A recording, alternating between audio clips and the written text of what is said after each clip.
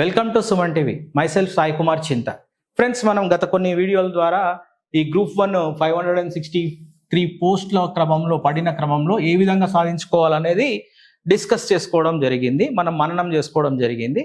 ఇప్పుడు basic question ఏంటంటే, ఇక్కడ చాలా బేసిక్ క్వశ్చన్. మనం ఈ ప్రిపరేషన్ స్టార్ట్ చేసుకునే ముందు ఎవరికి మనలో మనము వేసుకోవాల్సిన basic question, the first question, తాకట్టులో ఉన్న బంగారాన్ని విడిపించి ఆ రోజు ఆన్లైన్ రేటుకే మేము కొంటాం. Sharma gold company. Weather our goal is to achieve group 1 or not.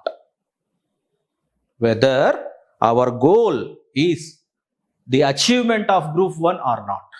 మన ధ్యేయము గ్రూప్ 1 సాధించడమా కాదా? First question. ఈ క్వశ్చన్ క్లారిటీ వచ్చిన తర్వాతనే ప్రిపరేషన్ స్టార్ట్ చేయాలి. ఈ క్వశ్చన్ క్లారిటీ రాకుండా ప్రిపరేషన్ స్టార్ట్ చేస్తే అది అసంపూర్తిగానే ఉంటుంది, అసమంజసంగానే ఉంటుంది, అది కరెక్ట్గా అనిపించదు. సో మళ్ళీ ఒకసారి రిపీట్ చేసుకుందాం ఇక్కడ మనం. Whether our goal is to for achievement of group 1 or not. మనకి గ్రూప్ 1 ఉద్యోగం కావాలా వద్దా అంటే, ఇక్కడ ఎస్, మన goal group 1. Okay, we want, మనకి కావాలి. వి డోంట్ వాంట్, సమస్య లేదు. If we want, the situation is different, the working style is different, the achieving preparedness is different. If we don't want, there is no question, no panic, nothing. So we can do whatever we want. Okay, ఇది ఈ clarity తెచ్చుకోవాలి.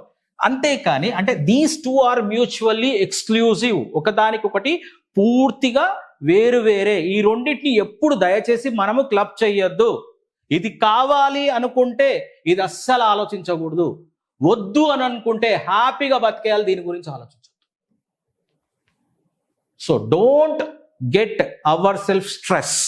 వి want, we don't want, we want, we don't want, we want, we don't want, అలాంటి డైలమాలా ఉండొద్దు. These are mutually exclusive కానీ అంతేగాని దీనికి intersection part అనేది ఉండదు. ఒకవేళ మనం ఈ స్టేజ్లో ఉన్నట్టయితే వెరీ వెల్ పొజిషన్. మనం ఇది అనుకున్నా వెళ్ళే గుడ్, వెల్ అండ్ గుడ్, ఇది అనుకున్నా వెల్ అండ్ గుడ్. అంతేగాని ఇక్కడ వాంట్, ఇక్కడ డోంట్ వాంట్, కొంత బఫర్ సిచ్యువేషన్, మిక్సింగ్ సిచ్యువేషన్ వచ్చేది అనుకో, లాట్ ఆఫ్ కన్ఫ్యూజన్స్ ఉంటాయి. ఇక్కడ మనం ఎలా ఫీల్ అవుతున్నాం అంటే, చదువుకోండి రా బాబు అంటే సాక్రిఫైస్ చేస్తాం, జీవితం అంతా ఏదో సాక్రిఫైస్ చేస్తున్నాం, ఎవరి గురించో సాక్రిఫైస్ చేస్తున్నాం అన్న ఫీలింగ్లో మనం ఉంటాం.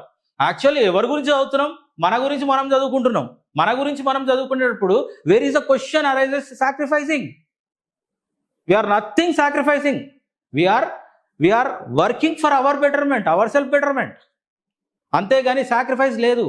ఒకటి సాధించాలంటే సైలెంట్గా సాధించాలి, వైబ్రెంట్గా, వైలెన్స్తో మనం కోల్పోదు, అంత సౌండ్ మేకింగ్ అనేది ఉండదు.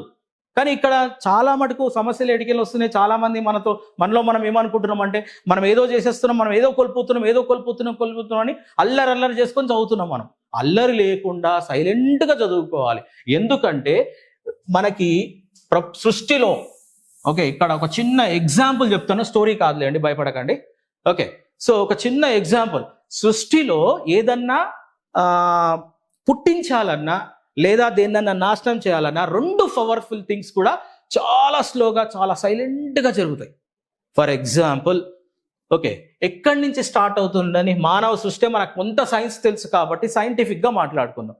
సో ఒక మానవ సృష్టి జరగాలి అంటే ఏంటి? సో ఫీమేల్ నుంచి మనకి ఎగ్ అండ్ మేల్ నుంచి మనకి స్పెర్మ్.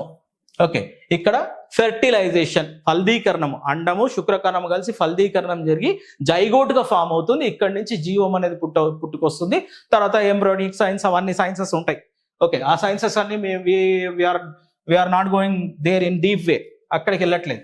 సో ఇక్కడ మనకి ఫ్యూజన్ జరగాలంటే ఫెర్టిలైజేషన్ జరగాలి. ఈ ఫెర్టిలైజేషన్ జరగాలంటే ఒక శుక్రకణము చాలా ఫాస్ట్గా వచ్చేసేసి కొలైడ్ కాదండి, ఈ ఎగ్ని కొలైడ్ కాదు.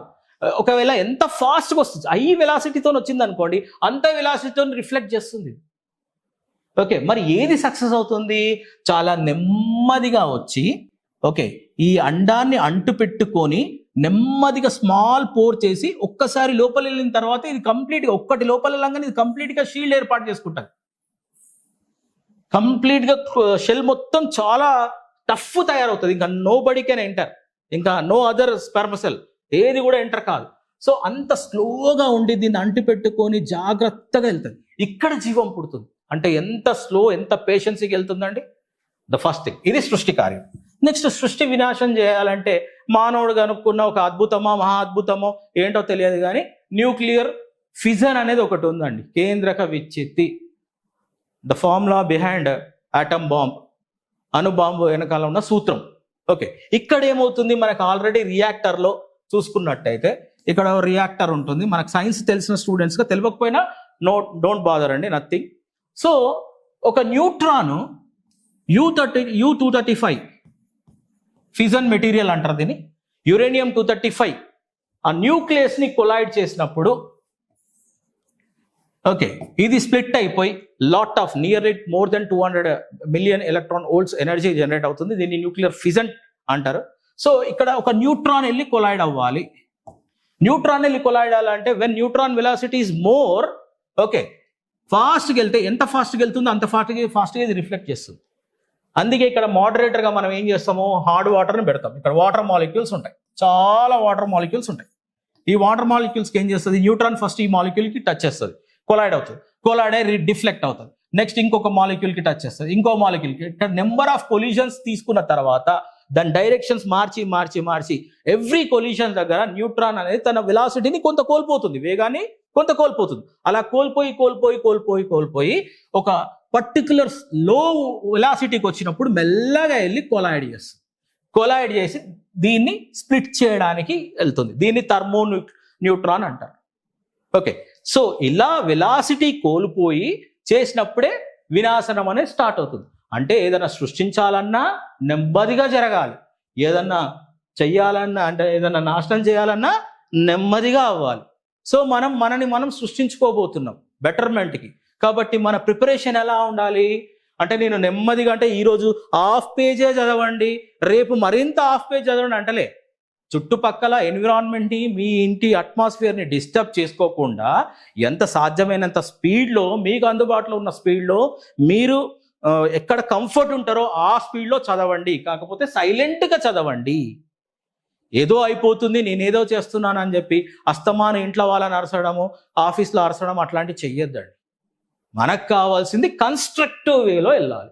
సో సైలెంట్గా సాధించాలి. Okay, thank you so much.